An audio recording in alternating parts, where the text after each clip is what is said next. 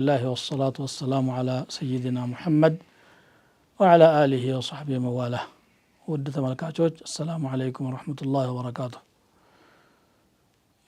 يجي أجر ملكت رئيسها محبة الله يا الله وديتا نوم التلو يا الله وديتا سنل الله سلم وددم الله زند سلم وددم يميداسس أجر رئيسنا مالنا አላህን መውደድ መቼስ አንድ የኢማን አካል ነው። አላህ Subhanahu Wa Ta'ala የምንገዛው በሶስት ነገር ነው። በኸውፍ እሱን በመፍራት በረጃ እሱ ላይ ተስፋ በመጣል ሁሉ ጊዜ አለኝታ አድርጎ በመያዝና በመሐባ ነው በመውደድ። አላህን ለምን እንወደዋለን? የሚወደድ ስለሆነ ባህሪያቶቹ በሙሉ ለመውደድ የሚጋብዙ ስለሆኑ ነው። ሁሌ ከሱ በኩል ኸይር ነገር ነው እየመጣልን ያለው። ሪዝቁ የመጣው ከሱ ነው።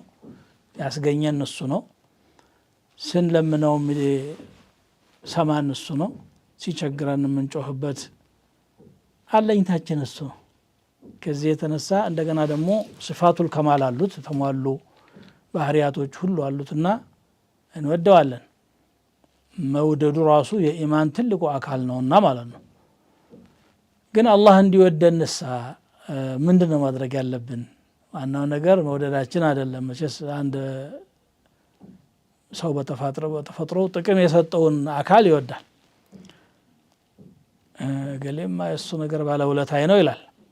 ከአላህ የበለጠ ደግሞ ለእኛ የሚጠቅም ነገር የሰጠን የለም።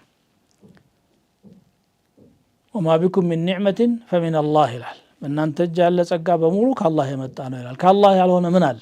ምንም። ሁሉም ከአላህ ነው። ተስፋ የምናደርገውም ከአላህ ነው። ያለንም ከአላህ ነው። የነበረንም ከአላህ ነው። ከዚህ አንፃር አላህ እንወደዋለን። እሱ እንዲወደን ደግሞ የሚያግዙ አንድ ሁለት ነገሮችን ጠቅሳለሁ በቁርአን የተገለጹ። አንደኛ